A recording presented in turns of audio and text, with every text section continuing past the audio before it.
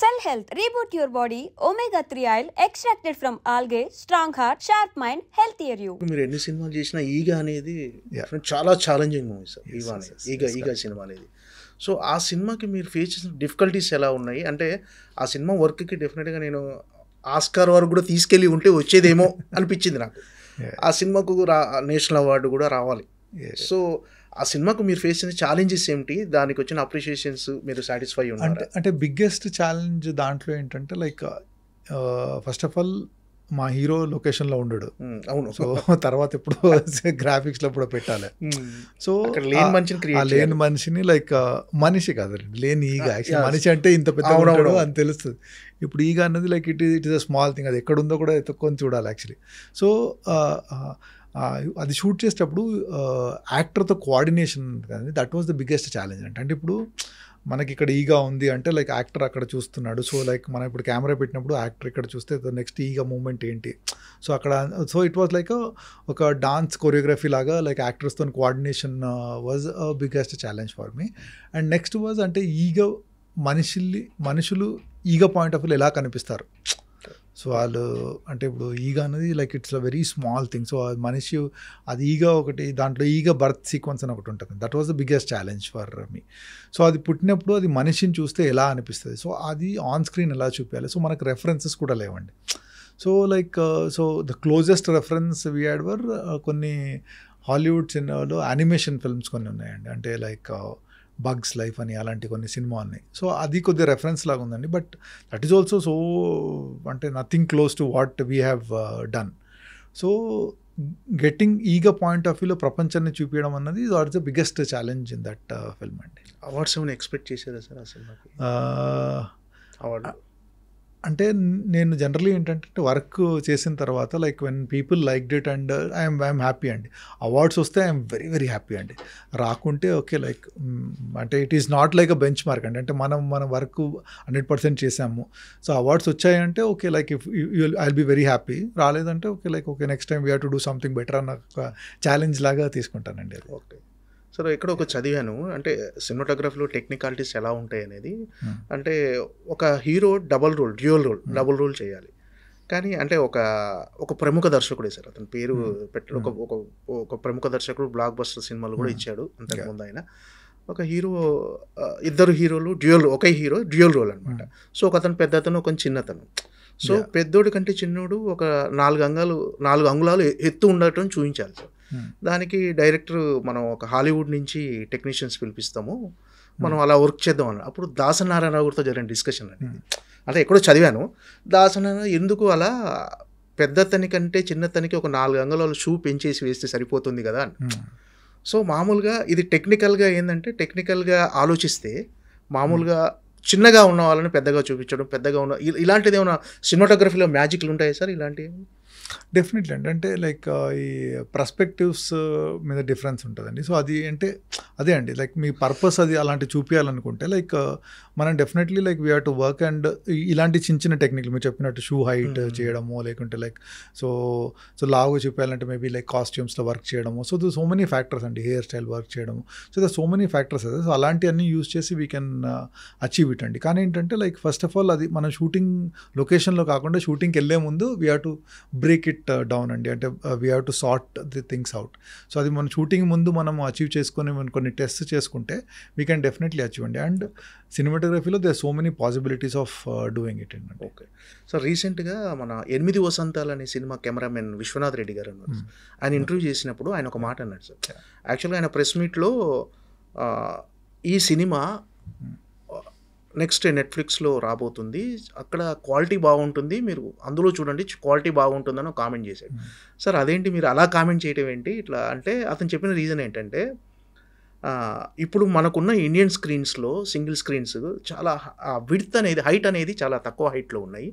యాక్చువల్గా ఏంటంటే మన టెక్నిక్ అంటే మేము చేసిన విజువల్స్ పర్ఫెక్ట్గా చూపించాలంటే అవి అప్డేట్ వర్షన్ రావాలి. హాలీవుడ్లో కూడా ఇలాంటిది ఒకటి ఒక చిన్న జరుగుతుంది హాలీవుడ్లో ఇది మార్చడానికి అని చెప్పాడు సార్. నిజంగా అలాంటిది ఉందా సార్? అలా మీకు ఏమైనా ఐడియా ఉందా? అలా అంటే ఫార్మాట్స్ మీరు చెప్పేది హైట్ అంటే ఫార్మాట్స్ అండి. అంటే ఫార్మాట్స్ అంటే లైక్ మనం ఇప్పుడు సినిమా స్కోప్ షూట్ చేస్తాము, స్క్వేర్ ఫార్మాట్ అది డిఫరెంట్ అండి. అంటే స్టోరీ టెలింగ్లో అది మనం ముందే డిసైడ్ చేస్తామండి. సో అది మీరు థియేటర్లో రిలీజ్ చేసేటప్పుడు థియేటర్ ఫార్మాట్లో రిలీజ్ చేయాలండి. సో అంటే I don't agree with what he told.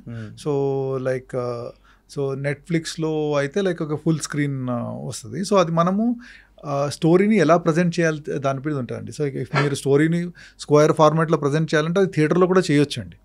So అది మీరు ఓన్లీ ఆ ఫార్మాట్ ఓన్లీ టీవీలోనే వస్తుంది అంటే ఐ డోంట్ అగ్రీ అండి. అంటే అది ఆ ఫార్మాట్ మీరు థియేటర్లో కావాలంటే కూడా చూపించండి. బికాజ్ లైక్ చాలా సినిమాలు స్క్వేర్ ఫార్మాట్లో కూడా రిలీజ్ చేస్తారు థియేటర్లో.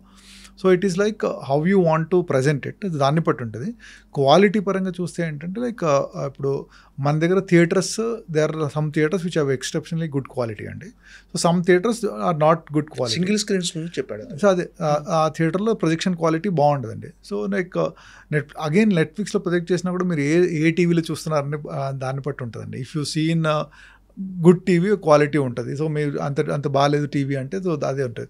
So it is always depends అండి. బట్ ఒకటి హెచ్డి అని క్వాలిటీ ఉందండి. So like once you see do your grading, మీ సినిమాని హెచ్డి క్వాలిటీలో మీరు ప్రింట్ తీయగలిగితే that will come out very well in ఇది నెట్ఫ్లిక్స్ అండ్ ఓటీటీ ప్లాట్ఫామ్లో లైక్ స్ట్రీమ్ అయినప్పుడు the quality will be better. ఎందుకంటే టీవీలో కాంట్రాస్ట్ రేషియో చాలా బాగుంటుందండి. బ్లాక్స్ కానీ వైట్స్ కానీ ఆర్ లైక్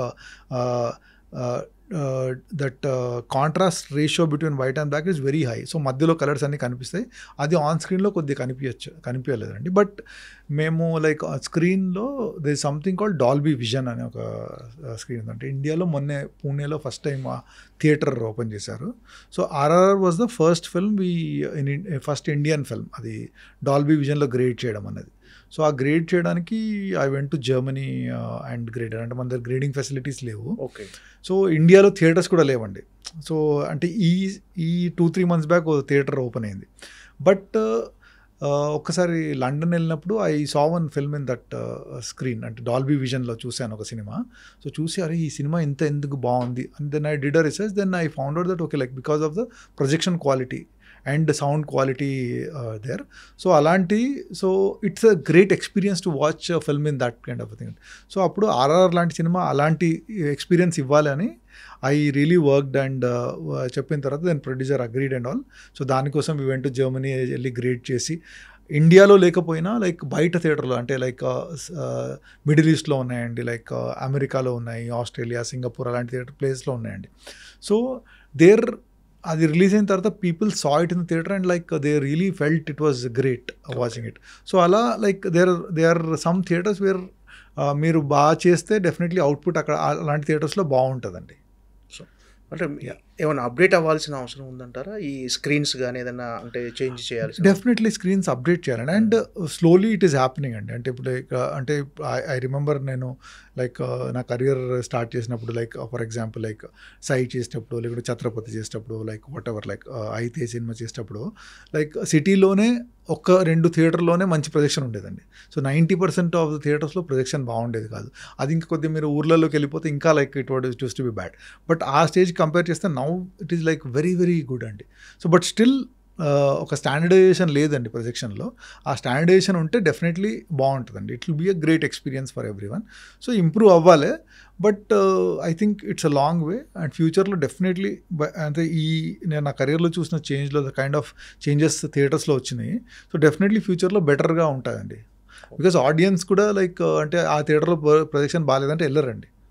సో అలా సో డెఫినెట్లీ ఫ్యూచర్లో థియేటర్కి రావాలి అంటే థియేటర్ ఎక్స్పీరియన్స్ ఇంప్రూవ్ చేయాలి. అది ఓన్లీ పాప్కార్న్లు సీట్లు కాకుండా on screen sound projection quality అవన్నీ ఇంప్రూవ్ చేస్తే people will come to theatre అండి.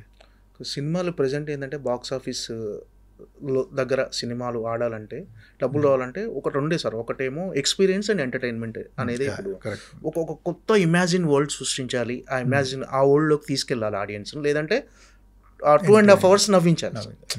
సో ఎంటర్టైన్మెంట్ ఎక్స్పీరియన్స్ మాత్రమే ఇప్పుడు రన్ అవుతుంది సార్. అంటే ఒక ఎక్స్పీరియన్స్, ఒక ఇమాజిన్ వరల్డ్లోకి ఎక్స్పీరియన్స్ ఇచ్చే సినిమా తీసేటప్పుడు ప్లస్ మీరు ఒక ఎమోషన్ సీన్ తీసేటప్పుడు మీరు ఆ వేరియేషన్, అంటే ఆ ఎమోషన్ సీన్ తీసేటప్పుడు ఆ ఎమోషన్ క్యారీ అవ్వడానికి మీ కెమెరా మోడ్ కానీ మీరు ఎలా, అంటే ఆ కేర్ తీసుకునే కేర్ ఎలా ఉంటుంది సార్?